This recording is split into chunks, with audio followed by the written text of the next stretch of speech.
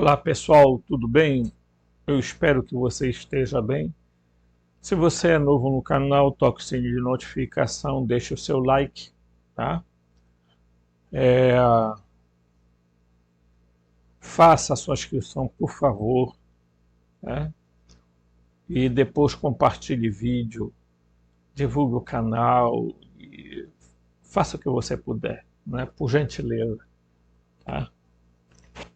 É, Se você quiser ajudar financeiramente o canal, sabe, é uma coisa que é do coração da pessoa, eu nem vou questionar, sabe, mais essas situações, né? A gente, não adianta a gente ficar batendo, dando murro em ponta de faca, dizer a mamãe, né?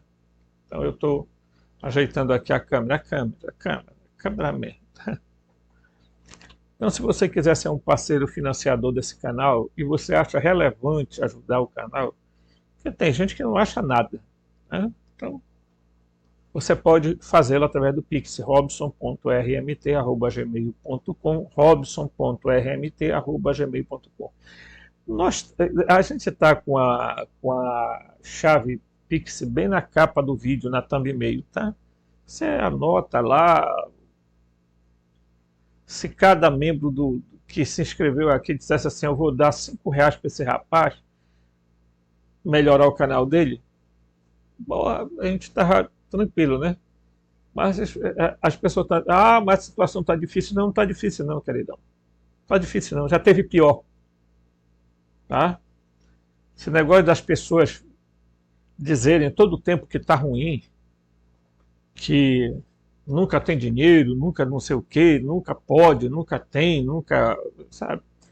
Porque eu tenho isso e assado cozido, sabe? Tem gente que nunca progride na vida porque a razão da existência dele é satisfazer o ego dele. Né? Então, difícil, né? Muito bem, nós estamos aí fazendo os vídeos. Eu, sinceramente, pessoal, eu queria dar um tempo de fazer vídeo porque a saúde não está legal, né? E eu sei que tem muita gente do outro lado que deseja mal para a gente, porque a gente fala coisa aqui que eles não gostam de ouvir, tá? Certo? São geralmente pessoas que estão ligadas ao esoterismo, ao ocultismo, ao espiritismo, ao niilismo, ao não sei o que maisismo. Então, quando a gente começa a desmontar essa eira púdrida, tá?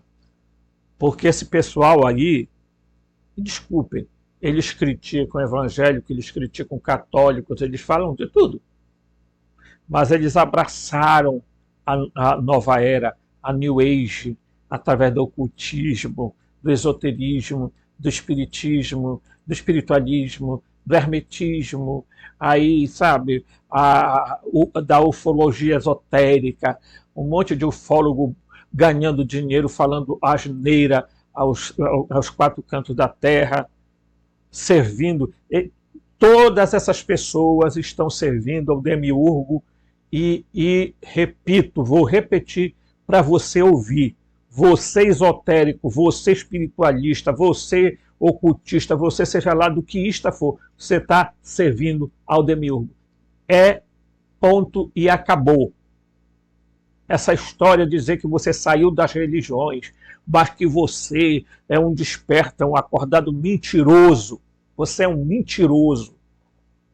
Tá? Você é uma mentirosa. Porque você continua usando os mesmos mecanismos que as religiões usam para manipular os outros. Tá? Vai para cima de Moá, né? Ficam inventando um monte de história, Confederação Galáctica, a Fraternidade Branca, sabe, Sanata Kumara, que é o governante terreno. Tenho vergonha, sabe? Vocês deviam ter vergonha de vir no YouTube, num canal, fazer o que vocês fazem. tá? Porque isso, vocês sabem, vocês nunca viram o Sanata Kumara, né? Aí vocês ficam inventando história, misturando Jesus, chamando Jesus de Sananda, chamando Jesus não sei do que. Vão criar vergonha, rapaz. Vão estudar, porque a única coisa que vocês fazem é pegar um livro, tá? Ah, eu vou ler o Zohar. Aí eu sei que eu não comecei a ler agora não, meu filhão. Eu faço leitura desde os 15 anos de idade. Sempre gastei meu dinheiro comprando livros para ler, tá? Ao contrário de muitos que não lê nada, mas acham que tem que dar pitaco de opinião supostas crenças que eles ficam aí, né? Porque a rede social virou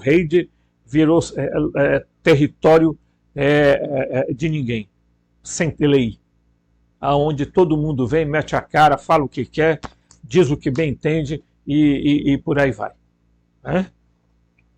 Então aqui nesse canal não. Aqui nesse canal, pessoal, vou voltar a repetir a vocês. Eu não recebo dinheiro do YouTube, tá certo? Não sobrevivo disso aqui. Tá dando para entender? Então, se você acha que o que eu falo aqui lhe incomoda, o chapéu cabe na sua cabeça, pegue beco, vá para outro canto e desfrute das mentiras que se conta por aí, né? Então nós vamos falar, e eu vou fazer um vídeo, depois desse vídeo aqui eu vou fazer um vídeo a respeito do ocultismo, da nova era, da New Age, e o que foi que eles fizeram, tá, lá no passado, para dar apoio para o homem do bigodinho, tá? Certo? Os sionistas, a grande maioria dos sionistas participam de sociedades secretas, de ocultistas, de cultos que vocês não imaginam nem o que eles fazem. Porque se vocês imaginassem o que esse pessoal fazem, vocês teriam vergonha. Tá? Celebrações ocultas em cavernas, debaixo de cidades, túneis construídos para eles fazerem cultos de sacrifícios entendeu? Orgias, etc. e tal. Os soberanos invisíveis e mais uma classe de abrestado que acha né? Eu quero ser mago, eu quero aprender magia, eu quero aprender magia. Aprenda magia, vá no canal que aprenda magia e morra pela magia. Porque a magia vai se virar contra você. Vá lá e faça. Eu sempre digo isso. Não, você não deve estranhar não. O Robson é assim mesmo. Eu sou assim na minha vida pessoal e não serei diferente no canal, porque eu não sou nenhum débil de trair a minha consciência. Então, porque eu não sou leigo, eu já li muita coisa. Então pronto, se você já leu muita coisa, já sabe muito. Então não precisa nem estar aqui no canal. Eu começo dando logo bronca, pessoal, porque tem um pessoal aí que é o seguinte, eles assistem o canal, não tem coragem de dar like, porque, sabe por que eles não dão like? Porque eles não gostam do que eu falo. Né? Aí tem um podcast aí de um famoso aí, que ele leva um monte de gente para contar lorota. Né? Aí pergunta assim, qual é a prova que eles têm? De onde eles tiraram essas ideias? Não, é que a canalização. É que eu sou um canalizador. Eu sou um sensitivo. É igual uma outra doida aí que fica falando um monte de porcaria, né? Virou a guru dos famosos. Né? Servindo ao demiurgo, né? É triste de ver. Então, continue lá, né?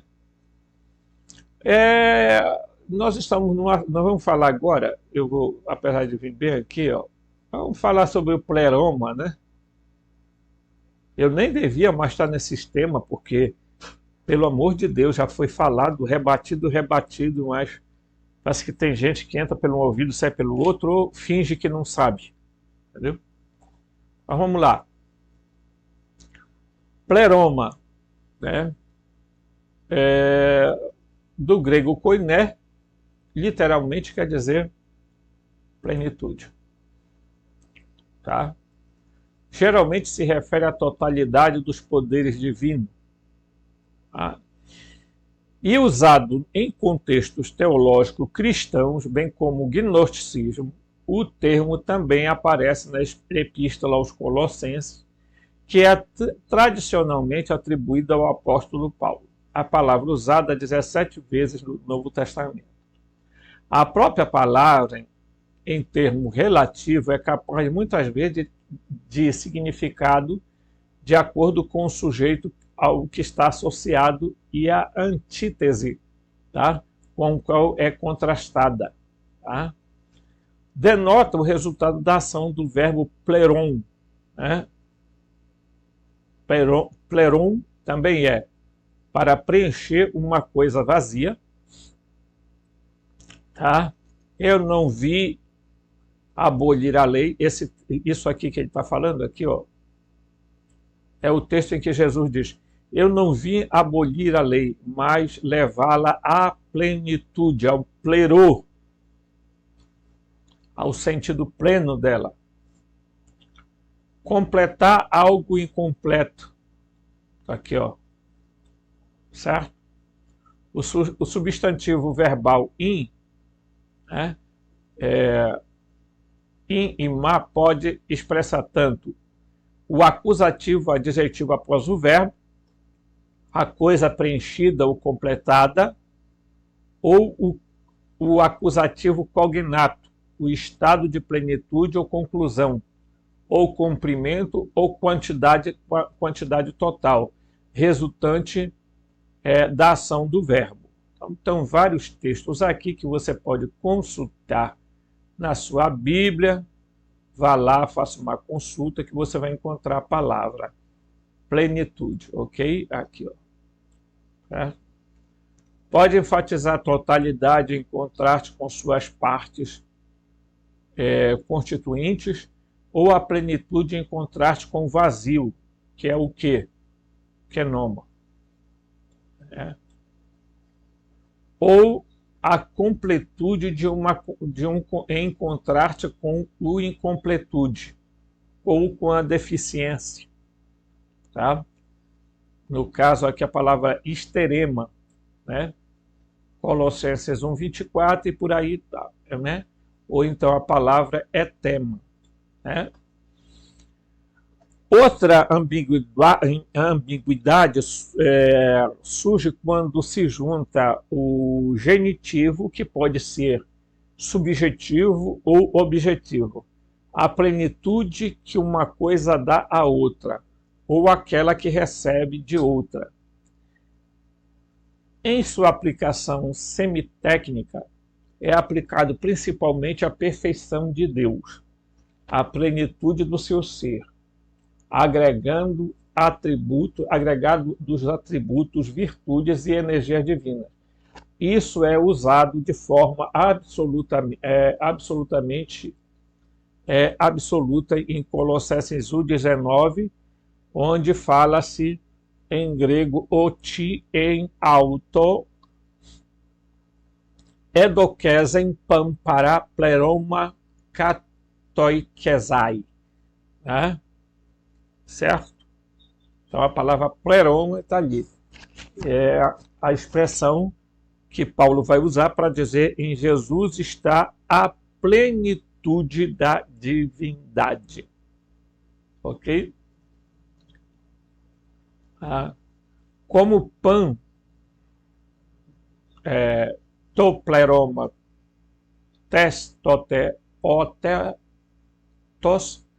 teotetos, tá?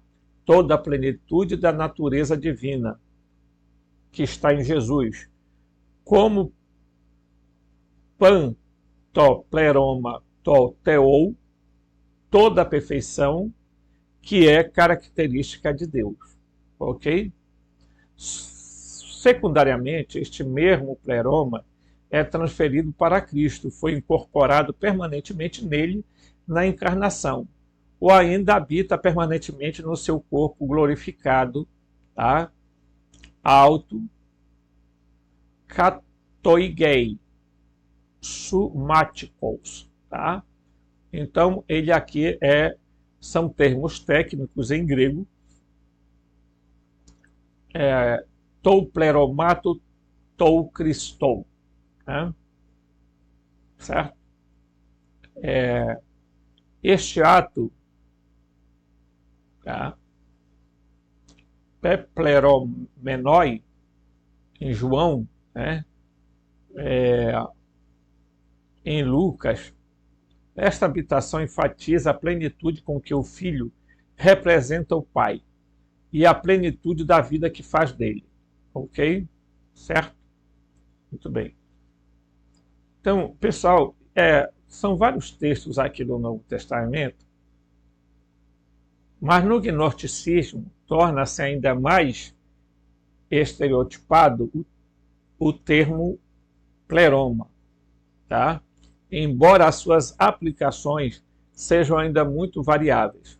Os escritores gnósticos apelam para o uso do Novo Testamento, por exemplo, tá? A palavra retém dele sentido totalidade, em contraste em partes constituintes. As principais associações de pleroma em seu sistema são da filosofia grega, e o pensamento principal é de um estado de completude, em contraste com a deficiência. Tá? Certo?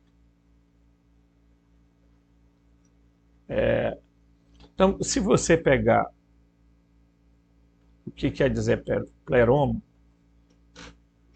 né? Aí você vem aqui e diz assim, o que quer dizer pleroma? Quer dizer completude. Tá? Ser completo.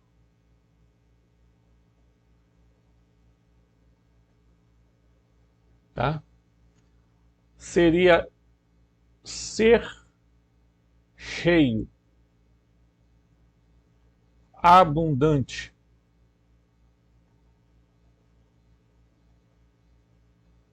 Significa totalidade.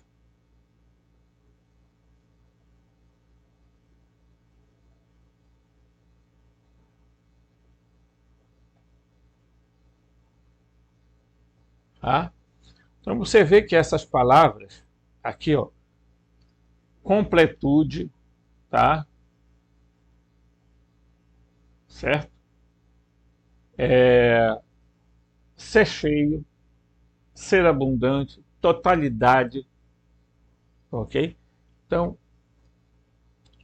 totalidade, completude. Então, pleroma é o lugar onde existe a completude e a totalidade. Por quê? Porque lá é a totalidade de Deus, do Deus incógnito. Tá? E ao contrário de que muita gente fica achando, né, os gnósticos eram pessimistas. Não, os gnósticos não eram pessimistas. Eles eram realistas, querido. Olha, quem quiser viver no engano, vive. Cada um faz a sua escolha. Agora, veja,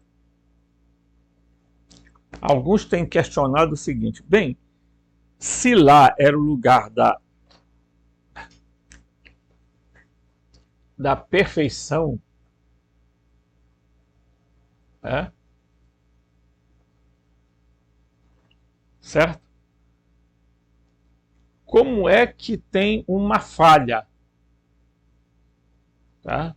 Se tudo isso aqui é verdade, Robson, por que, aí vem a pergunta bem aqui, por que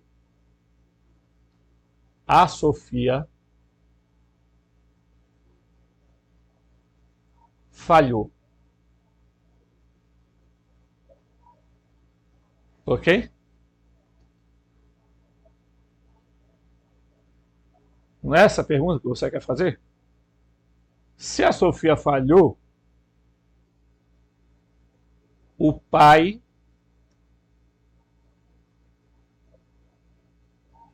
tá?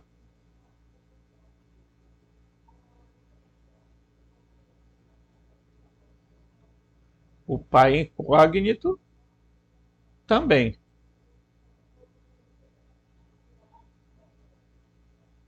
falhou? Essa é a pergunta. Tem um monte de gente fazendo comentário e fazendo essas indagações. Se lá é a plenitude, a completude, a totalidade, a perfeição e bibibó, por que que a Sofia errou? Porque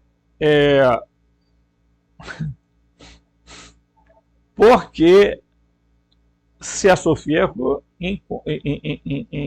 então é possível que o Deus incógnito também falhou. Porque aí vem aquelas perguntas. Ora, se esse Deus incógnito, ele é onisciente, onipresente, onipotente, ora, ele não devia saber que a Sofia ia errar? Por que não evitou? Por que não destruiu a Sofia? Por que não destruiu o Yaldabaoth? Por que não sei o que tem mais? Ah, eu acho graça. Porque são perguntas que eu não estou debochando, não. São perguntas reais. Mas se você trazer para a Terra, vamos trazer para a Terra? Trazer para a Terra. Se você aplicar isso à Bíblia, você vai se perguntar por que que Deus sabia que Adão e Eva iam pecar e permitiu. E se permitiu, por que que ele não destruiu Adão e Eva logo e construiu um novo povo perfeito? Não é, não? É? Mas você traz para... Bora trazer mais perto. Se você sabia que você ia errar, que você ia cometer um erro, por que você não evitou cometer o erro? Se você sabia, né, que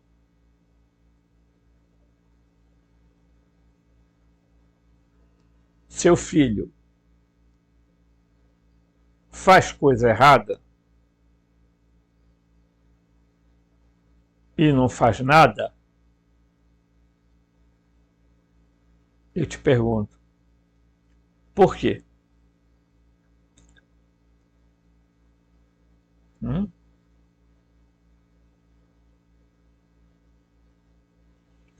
Então essa pergunta filosófica e até psicológica é comum. Agora, só existe duas respostas para isso aí, pessoal. Tá? Só existe duas respostas para isso. Lamento informar. Uma,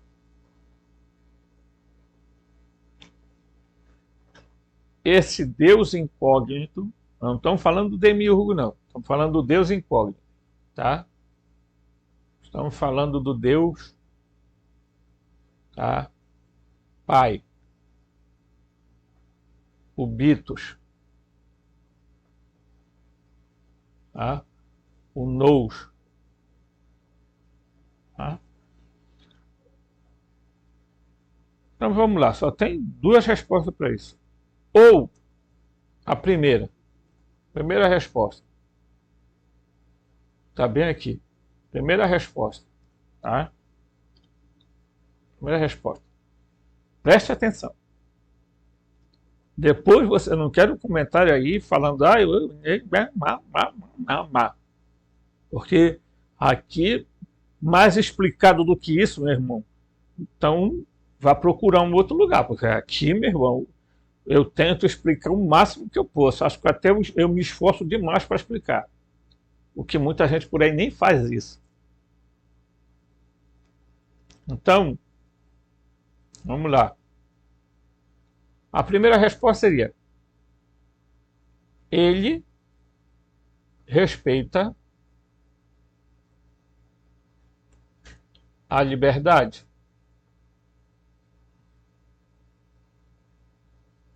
Ok? Essa seria livre-arbítrio dos seres. Não é? Ou a segunda: este ser do pleroma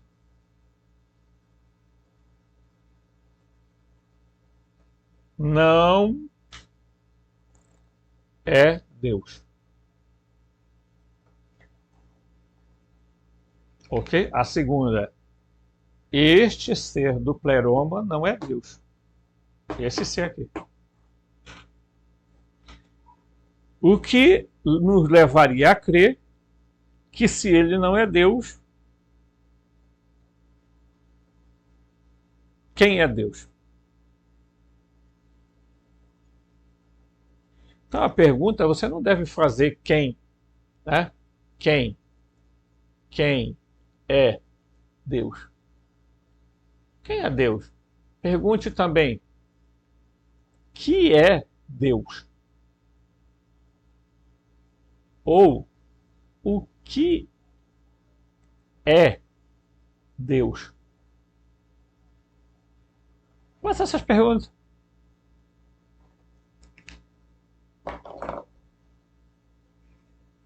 Só existe resposta, essas duas respostas. Ou esse ser aqui, lá do pleroma, o pai incógnito, é um ser completamente amoroso que respeita a liberdade de cada um, mesmo dos aeões, né? Ou, meus amigos, ele não é Deus. E se ele não é Deus, o que é Deus? Ou, mais ainda, que é Deus? Ou, quem é Deus?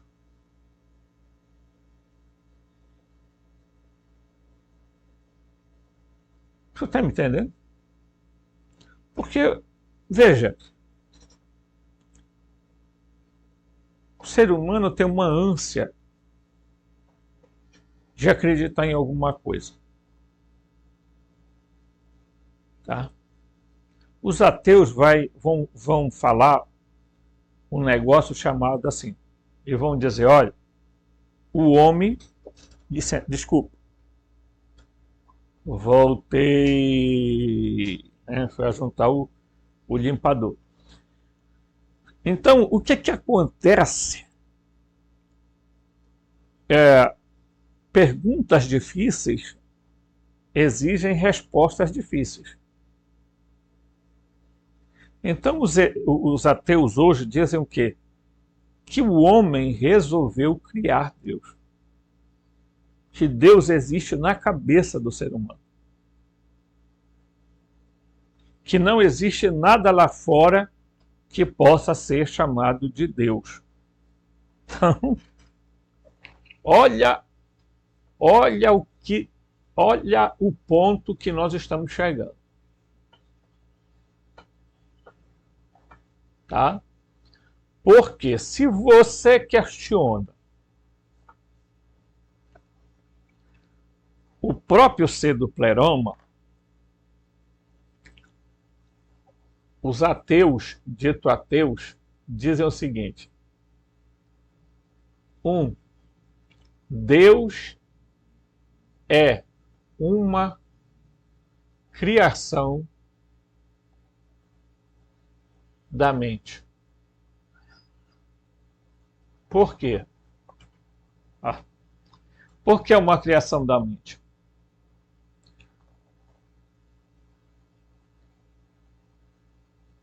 Quando o homem primordial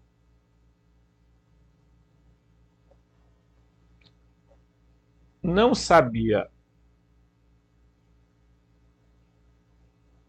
explicar determinados, tá,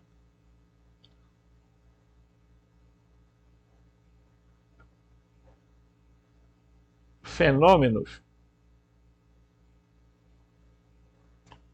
ok?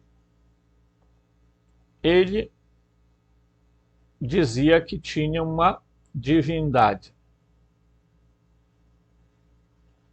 3.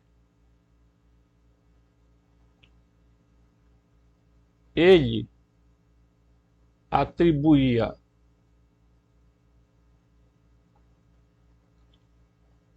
divindade a seres e eventos da natureza. Ok? Essa era a lógica.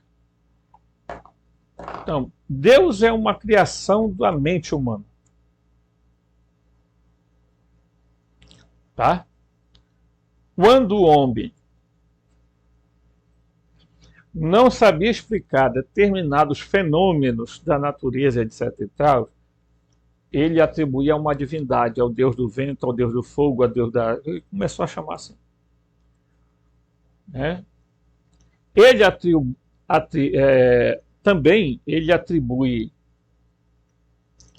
a divindade ou seres ou eventos da natureza. Então ele chamava de Deus para tudo aquilo que ele não conseguia explicar, ok? E aí ele chamava de Deus, se aparecesse um outro ser diferente dele, ele dizia que era um Deus. Foi assim que os sumérios chamaram os Anunnaki de Deus, mas não são Deus coisa nenhuma. Foi assim que os hebreus chamaram o Javé de Deus, e Javé não é Deus coisíssima nenhuma. Tá? Então você só tem uma alternativa, meu querido. Ou você acredita que os gnósticos, tá, diferenciaram os seres, tá? Ou você vai fazer o que muita gente faz, abandone qualquer crença em qualquer coisa. Esqueça e diga, a partir de hoje, eu acreditarei naquilo que posso ver, sentir, cheirar, tocar, ouvir, tá? Pronto, acabou. Você estará errado? Não. Você será condenado ao fogo do inferno? Também não. Tá? Existe um escritor famoso aí, ele escreveu Biologia da Crença. Tá? Esse livro ficou famoso. Então, pessoal, vejam, o ser humano ele tem uma predisposição a crer.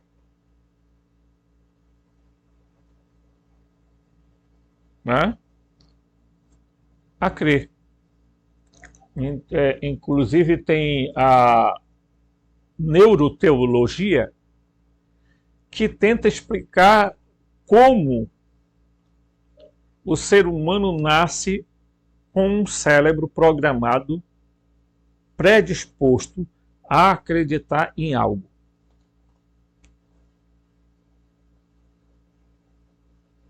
E veja que as pessoas estão tão sedentas para crer em algo que elas caem em qualquer armadilha que se fazem por aí. Não é?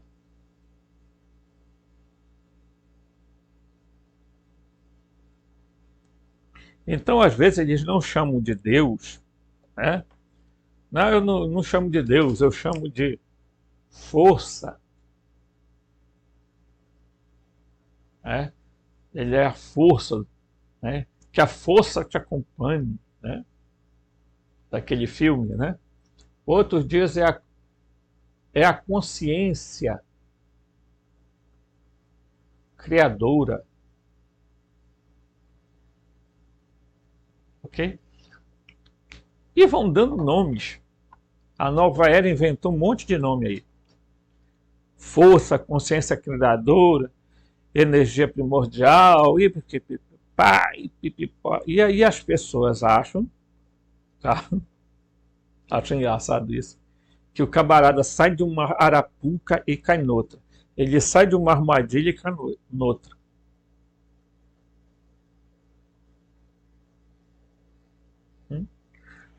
O gnosticismo cristão não tem resposta para tudo, não. Se você está procurando resposta para tudo no gnosticismo cristão, se desiluda. Eles viveram em um período histórico, num contexto social e político da época, portanto, eles tentaram explicar da forma deles o que é que seria isso, né, que chamamos de Deus.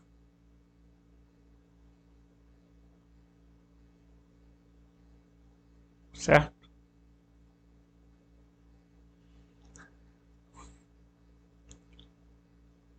Então Deus, de repente, pessoal, pode ser qualquer coisa, inclusive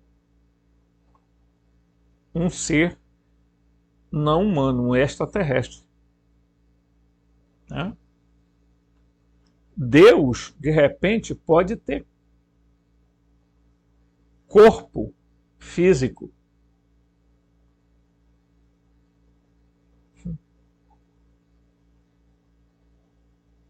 Né? Veja, eu não descarto determinadas ideias por puro preconceito. Mas vamos lá.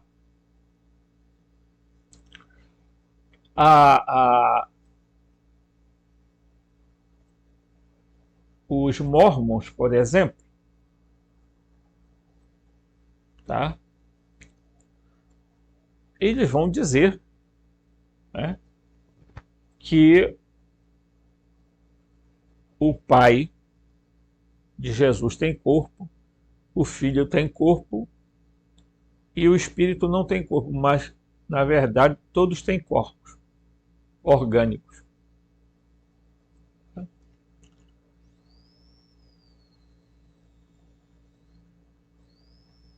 Agora, não confunda corpos orgânicos com corpos biológicos, tá? Que, que o grande problema nosso é achar que o que está lá fora tem que seguir o nosso padrão. E aí é que está o problema.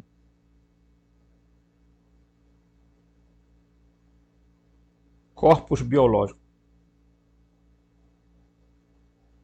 Então nós achamos que os seres extraterrestres, por exemplo, têm corpos biológicos. E devem ter.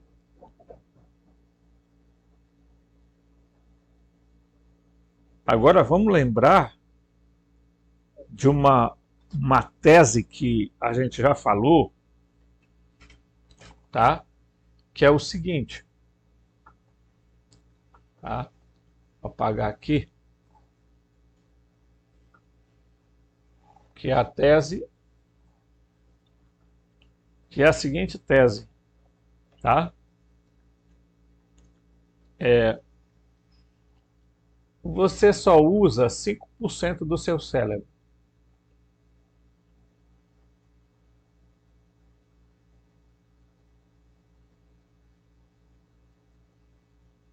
Ok? Nós humanos,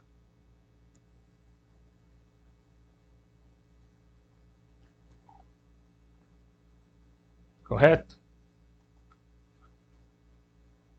Nós humanos. Agora, tem seres aí fora que usam de 30 a 50% do cérebro.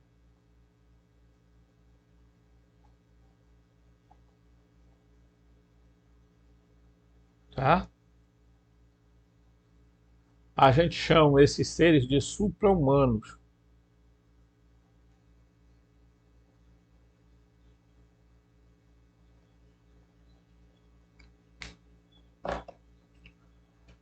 Então você imagina, tá?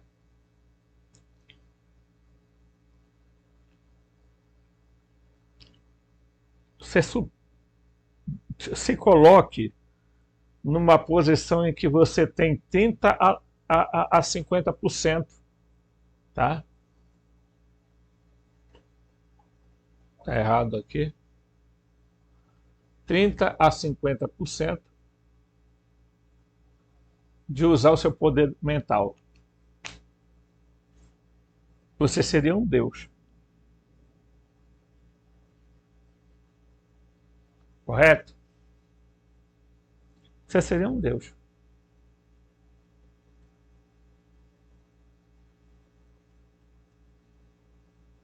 Agora você imagina se existe um ser no universo que usa 100% da mente. Tá?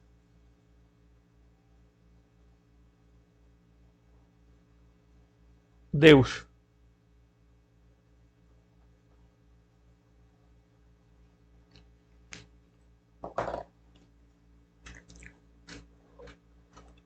Cem por cento da mente é dominar seu próprio metabolismo, dominar os outros humanos, dominar a energia, a matéria, tá?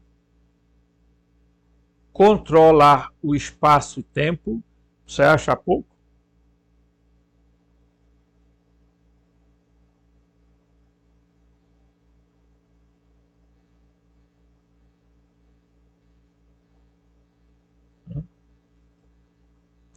Então, quando eu comecei a estudar gnose,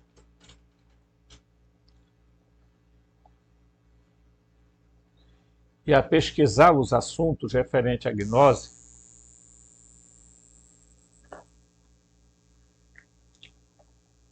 eu fui orientado de que nesse universo que nós chamamos de pleroma,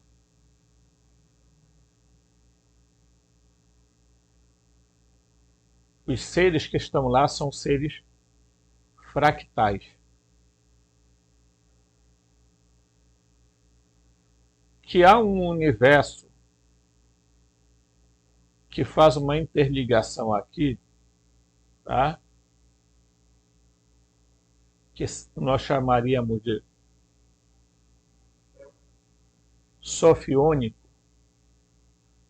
em que aqui os seres são moronciais.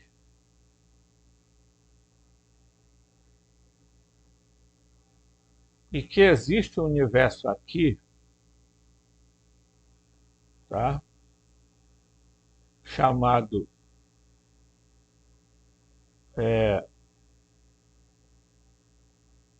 demiúrgico,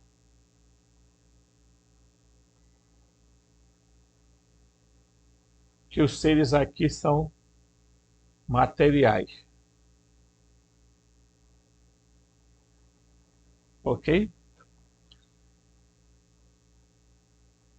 Aqui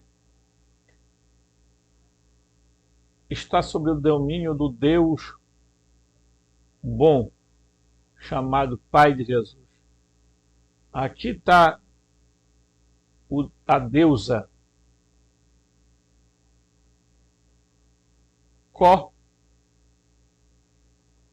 co-criadora, certo?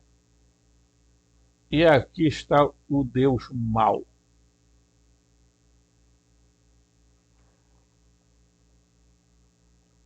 Certo?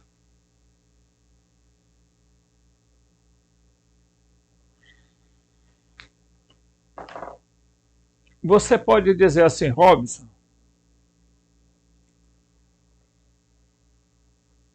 é muito complexo a gente estudar esses assuntos.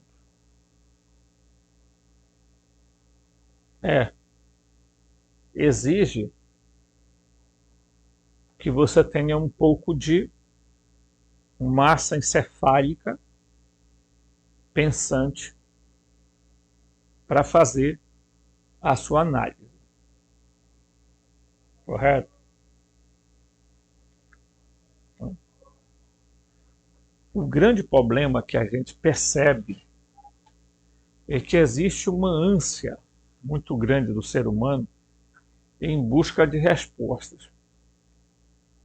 E eu temo que as respostas não sejam muito boas e virão por aí. Tá? Agora, eu não posso dizer que lá no pleroma você que está lá é Deus.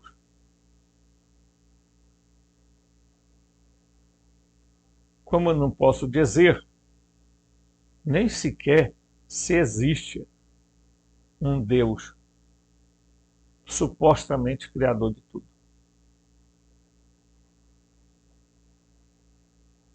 Você está entendendo?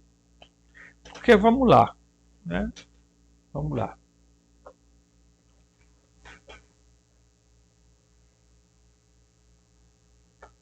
Nós passamos a nossa vida toda recebendo um ensino de que nós fomos criados por Deus. Por um Deus, tá? Isso era ensinado na igreja, na escola dominical, e um bocado de ppp, ok? É. Aí quando a gente chegar na escola, eles dizem que nós somos produtos da evolução, ok? Então, na igreja, criados. Na escola, produtos da evolução. Aí surge, no meio dessa zorra toda, nós somos frutos de uma manipulação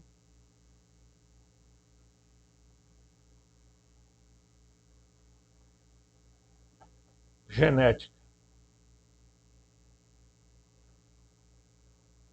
Tá? Então, olha só. Você está me entendendo?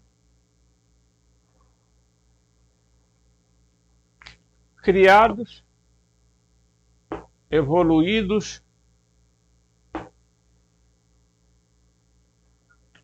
e resultado de uma manipulação genética. Você já imaginou?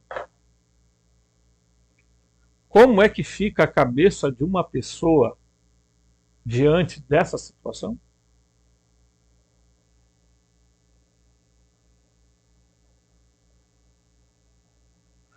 Hoje, pela exegese bíblica e por tudo mais, isso aqui está descartado. Criados. Sabiam disso? Esse aqui, produto da evolução,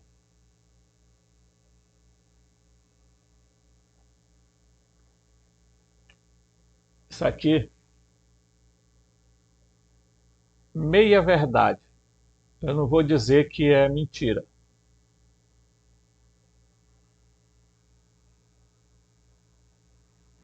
Meia verdade. Porque o Darwin, a intenção do Darwin era dizer assim, bem, vamos desmontar Deus dessa história, dizer que isso aqui foi tudo fruto do acaso. Fruto do acaso. O universo existe porque, em determinado momento, o Big Bang estourou um negócio lá chamado Big Bang. Pá!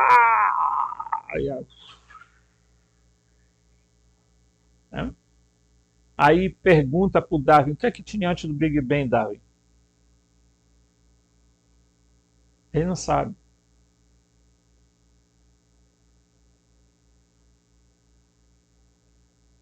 Né?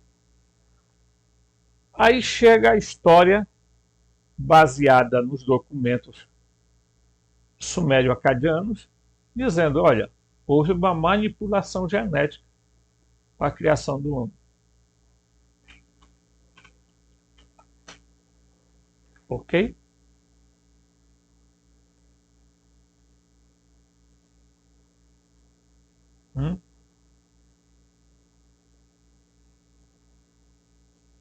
Você já imaginou? E eu colocaria uma terceira, uma quarta visão aqui. Os humanos não são originados aqui, ó, da Terra.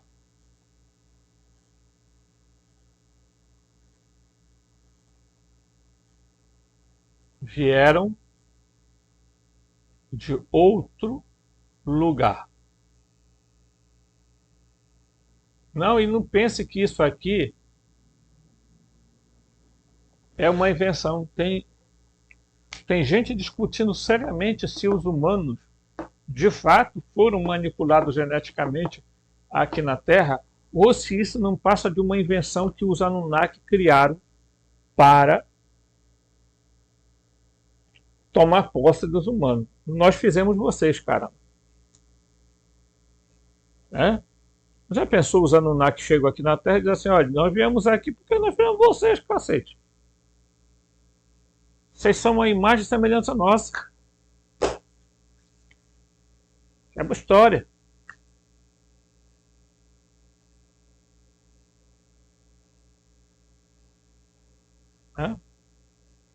Então, antes de você se fazer perguntas que são importantes, ter criticidade,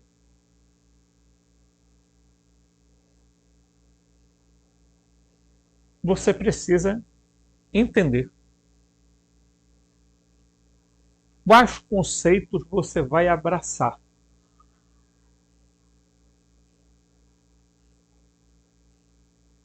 Quais os conceitos você vai abraçar? No que você acredita?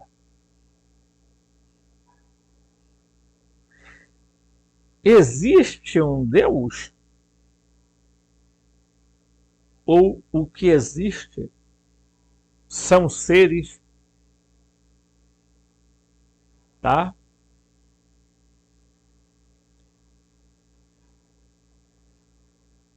Não humanos, vamos chamar assim de não humanos, que eu nem sei se eles não são humanos, né? Mas imagine isso, tá? E eu estou colocando isso porque quando a gente começa a falar de pleroma, aí vem um monte de indagações, tá? A palavra tem um sentido de totalidade e tal. Aí vem aqui, ó, a filosofia grega e o pensamento principal é o estado de completude em contraste com a deficiência, ou a plenitude da existência real em contraste com o vazio, a irrealidade e os meros fenômenos. Assim, inserindo sob plenitude da vida divina, no qual o divino Cristo desceu sobre o homem Jesus em seu batismo e para o qual ele retornou. Tá? Então, a ideia de que o Cristo, né, desceu em Jesus.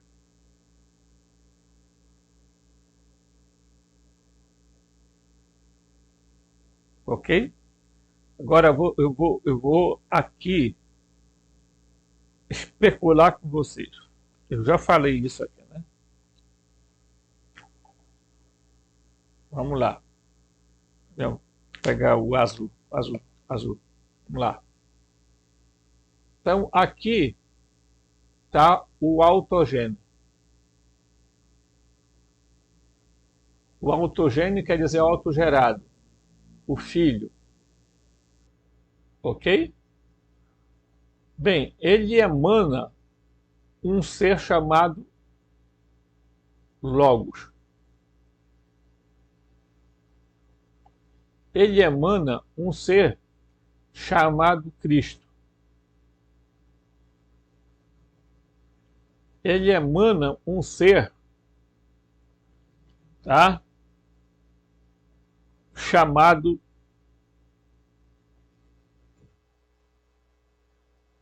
Joshua.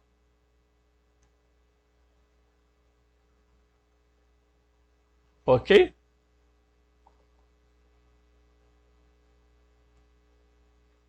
Então, Joshua é um Aeon.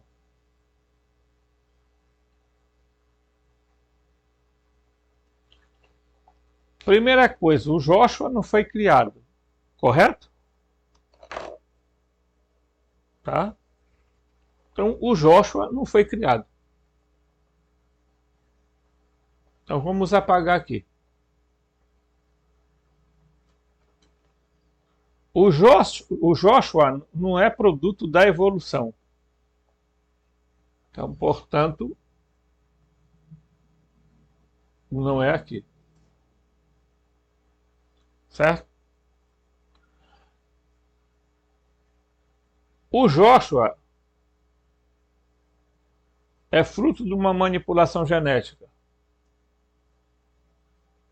Né? Então, esses dois pontos aqui são muito importantes. Porque Jesus, tá?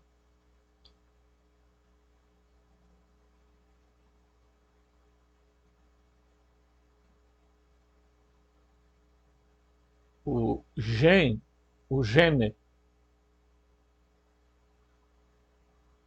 o DNA, o zigoto de Jesus foi trazido até a Terra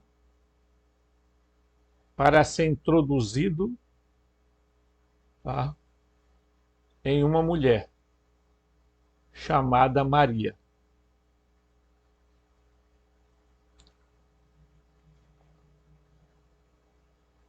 Ok? Então, houve uma intervenção genética em Maria, tá? Para ela conceber Jesus.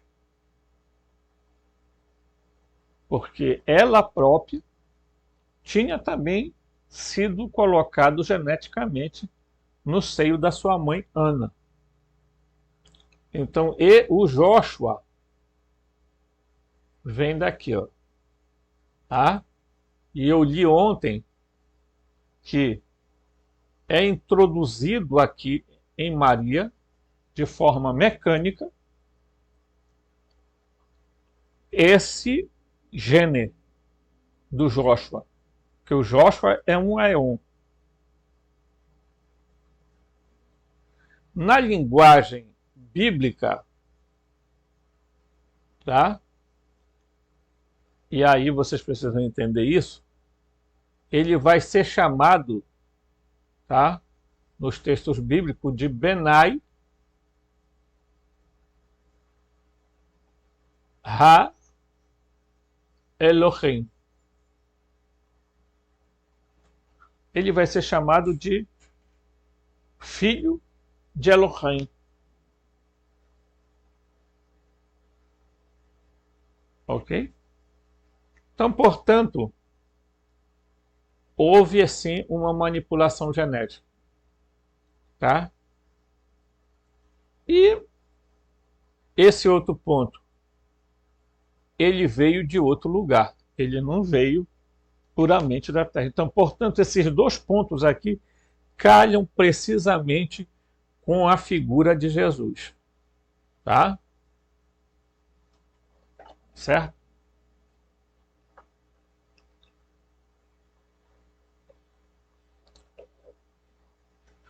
O grande problema,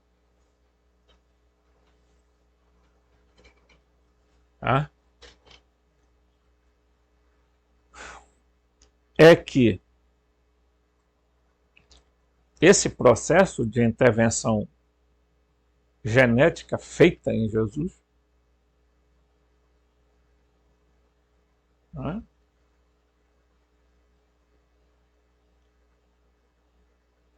foi uma ação, tá, científica, tecnológica. Tá? Veja,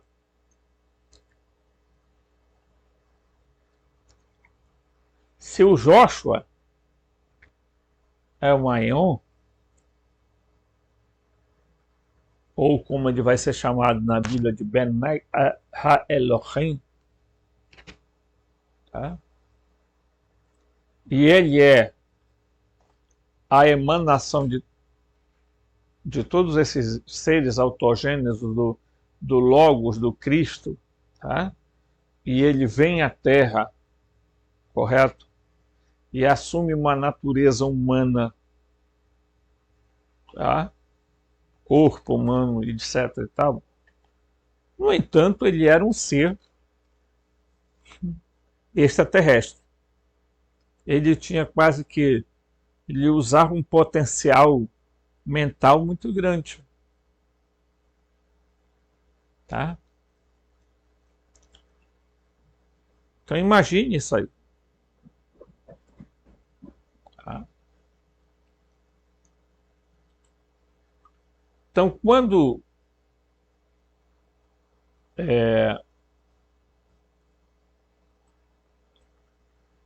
os valentinianos, né, falam que ele está em antítese à divindade essencial e incompreensível, como círculos de atributos divinos. Os vários meios pelos quais Deus se revela é a totalidade dos 30 eões ou emanações que procedem de Deus, mas são separados dele e do universo material. Então prestem bem atenção, Jesus, ao mesmo tempo, é a manifestação do Pai, porque todos os aeões são manifestação do Pai, porque formam com ele uma totalidade, tá? Certo? Ao mesmo tempo, ele é separado do universo material, mesmo tendo um corpo material. Às vezes é quase localizado de modo que se fala uma coisa como dentro, fora, acima, abaixo do pleroma. Tá? Então, quando se usa esses termos fora, dentro, em cima, embaixo, a impressão que se dá é que existe um lugar físico onde existe o pleroma. Porque eu volto a dizer, nada precede a matéria. Ora, se nós podemos dizer que tudo é consciência, então nós podemos dizer que existe um lugar aonde a consciência, tá, Pleromática é a totalidade de pequenas consciências, né?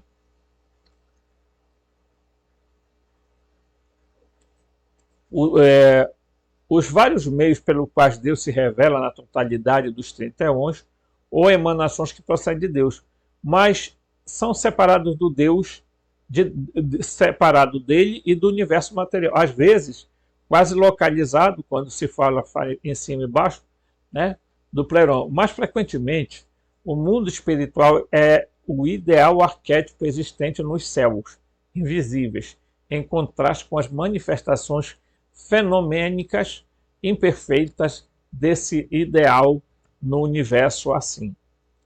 Assim, todo o pleroma dos aeões contribui para, com sua própria excelência, para o Jesus histórico. Ele aparece na Terra como a beleza perfeita e estreita do pleroma, né? Teleitaton kalos, né? Kai astron to pleromatos, como diz Irineu, tá? Em seu documento. Da mesma forma, foi usado pelos escritores como equivalente à plenitude do conhecimento perfeito, lá no Pistia Sophia. Tá? Alguns confessam que o Pai de todos contém todas as coisas e que não há nada fora do pleroma, pois é uma necessidade absoluta que, se houver algo fora dele, seja limitado ou circunscrito a algo maior que ele mesmo. O que falam do que está fora e do que está dentro em referência ao conhecimento e à ignorância. Tá? E a ignorância. Tá?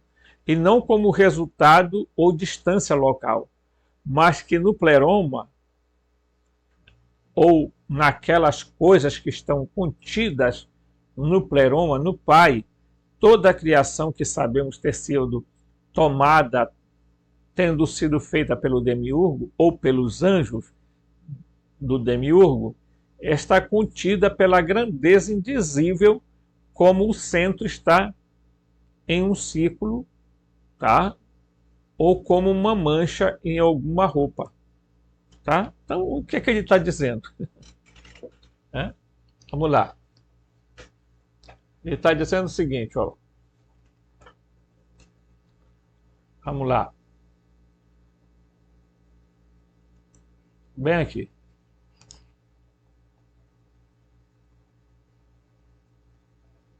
Está vendo esse pontinho aí?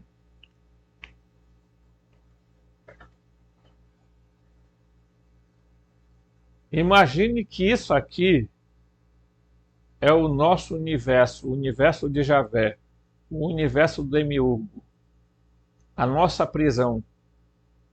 Imagine isso aqui.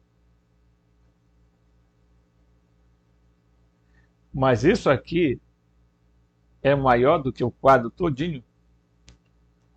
Esse ponto aqui é maior do que o quadro todo? Não, né? Você sabia que as pessoas, você pode ser esse quadro aqui. Você pode ser uma excelente pessoa, mas o dia que você errar, as pessoas vão deixar de olhar para o quadro e vão olhar para esse erro aqui.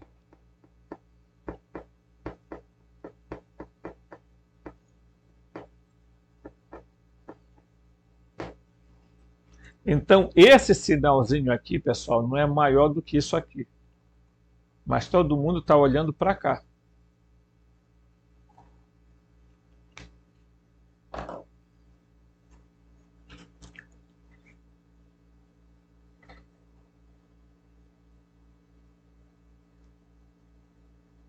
Porque é da natureza humana fazer esse tipo de coisa.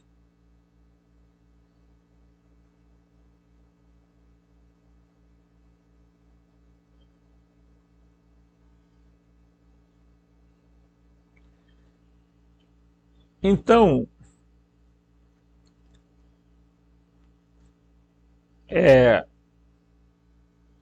Você olha a grandeza do Pai incógnito, do pleroma, e você vê quão pequena é a obra do demiurgo. Mas todo mundo está olhando unicamente para o demiurgo. Está todo mundo olhando unicamente para o defeito.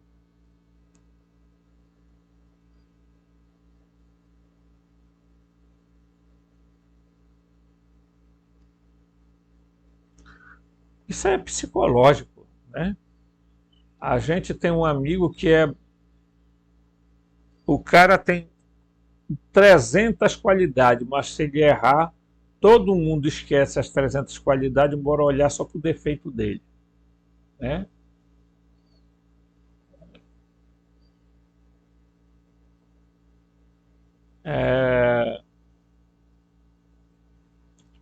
Novamente, tá? Cada aeon separado é chamado de pleroma, em contraste com sua contraparte terrestre imperfeita. De modo que, nesse sentido, o plural pode ser usado pleromata, né? Até mesmo cada indivíduo tem seu pleroma, ou a contraparte espiritual, né?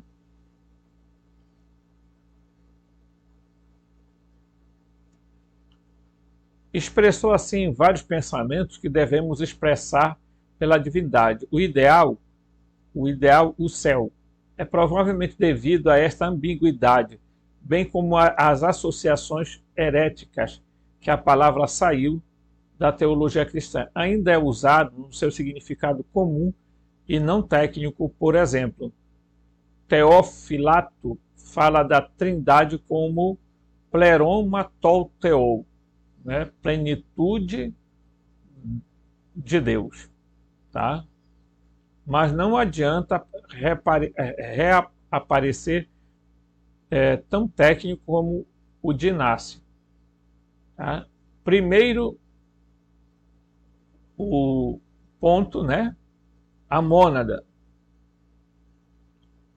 tá? Depois, o bitos, o abismo, o Pai desconhecido e incognoscível. Depois o triângulo, tá? Bitos é o primeiro para-emanado ou duade, tá? Nousamente é sua sija, aletheia, verdade. Depois o quadrado, tá? Aqui é toda uma geometria, né? A duade, dual, tetractis ou quaternário, tá? Dois machos, o logos, o verbo, e o antropos, o homem. E duas fêmeas, suas sígias, zoe, do logos, e eclésia, a igreja, é a assembleia do antropos. 7 ao todo. O triângulo é a potencialidade do espírito, o quadrado é a potencialidade da matéria, a linha reta vertical é a potência do espírito e a horizontal é a potência da matéria. Em seguida, vem o pentagrama, né? A pêntada, ou o misterioso símbolo dos Manasepultras, ou filhos da sabedoria, que junto com suas sigias fazem 10, ou a década. E, por último, os hexalfa, os triângulos entrelaçados, tá? Bem aqui, está aqui, ó. Triângulo entrelaçado aqui, ó. Certo? O hexade, né? Que com suas sigias perfazem 12, ou a dodécada, né? Tais são os conteúdos do pleroma, ou conclusão, as ideias na mente divina, 28 ao todo, os bitos, o Pai não é considerado, pois a raiz de tudo é ele, né? Os dois pequenos círculos dentro do pleroma são, seja Cristo, pneuma, Cristo e o Espírito Santo, né? Ou o Espírito. Estas são emanações posteriores, como tais, sob aspecto, tipificam a descida do Espírito para informar e desenvolver a matéria, que essencialmente procede da mesma fonte.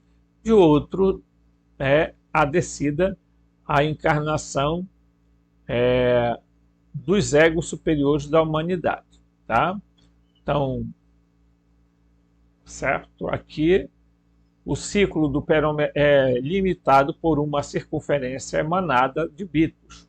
O ponto, isto é chamado de oros, limite. Estauros, né? A corônia, estaca ou cruz. Tá? E Matechels, participante, ela separa o pleroma, tá? Do esterema, da inferioridade ou da incompletude, tá? O maior ciclo menor, certo? O imanifestado do manifestado. Dentro do círculo do esterema está o quadrado da matéria primordial, o caos emanado por Sofia, denominado ectroma, o aborto.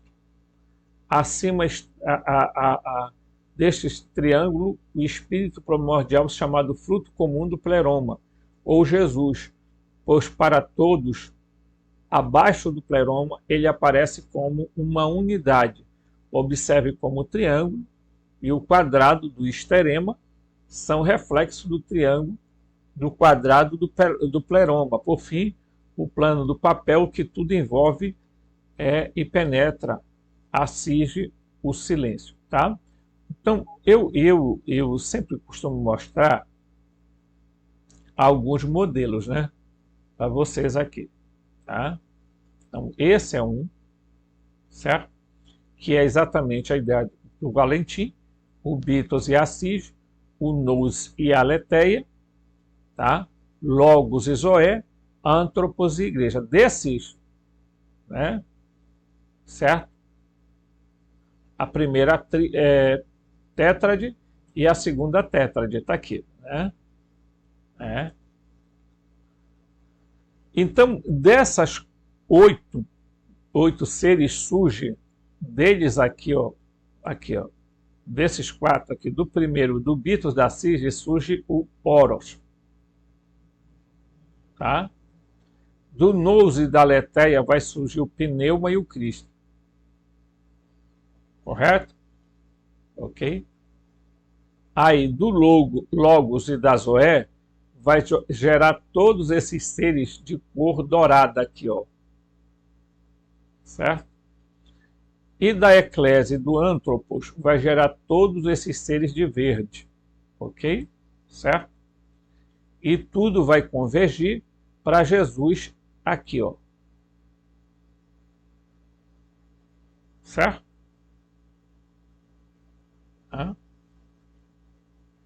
Eu vou baixar aqui para me mostrar o outro, que é um outro modelo já diferente. Esse aqui é um modelo diferente, tá? Olha aqui, ó. Aqui está Barbelu, tá? Aqui está o triângulo, né? Tá? Invisível espírito, tríplice poder. Aí vem Barbelu, certo? Barbelu,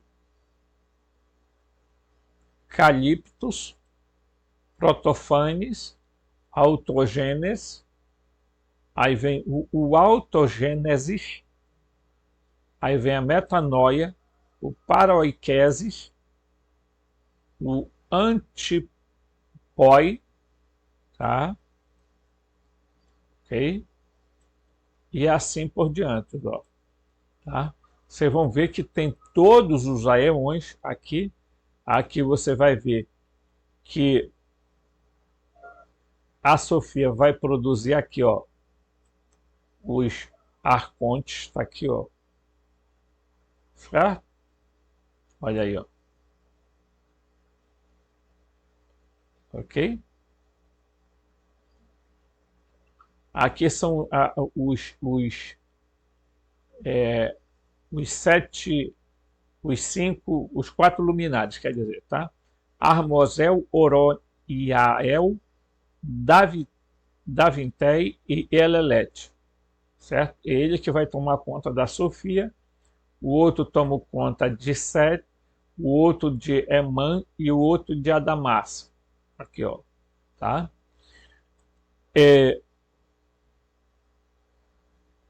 Apesar de que muitos dizem que é muito complexo entender o gnosticismo não é difícil de entender. O gnosticismo é difícil de aceitar, é outra palavra. Entender, você entende perfeitamente. Basta você ter um pouquinho de paciência e estudo, você entende. Agora, a questão é aceitar, que é outra coisa. Né? É outra coisa. Né? Então, para você que, de repente, eu quero aprender sobre gnose, né? Então, você sabe, né? Eu vou encerrar o vídeo aqui, né? Tira o ponto, você vai ver. Né? Então, se aqui nós temos o pleroma, ok? Certo? Há uma região chamada bem aqui de histerema. Ok? Essa região aqui, pessoal, é a região onde a Sofia vai ficar. Ok? Tá? Porque o que está fora do pleroma, ok? O que está fora do pleroma se chama quenoma, vazio. Tá? Ok? Então, portanto, é dentro desse quenoma aqui que vai ser criado o nosso mundo, a nossa bolha. Certo? Então, aqui no histerema, não tem como uma pessoa atravessar para o pleroma. Por quê? Porque você vai ter que ficar... Né? Que o que o demiurgo faz? Ele prende as pessoas dentro desse mundo aqui. Tá? Enquanto tudo por aqui é puramente vazio. Tá? Não tem nada. A Sofia, ela fica no histerema. Por quê? Porque ela não vai voltar para o pleroma. Vejam, a Sofia, né, aqui você, né, ele vai fazer assim, ó, o que separa o pleroma, tá, do histerema, a inferioridade, a incompletude, o maior ciclo, o menor, né, o imanifestado do manifestado, dentro do círculo da histerema está o quadrado da matéria primordial. Então, quadrado, tá? Primordial, o caos, certo? Aonde a Sofia deu origem ao demiurgo, tá?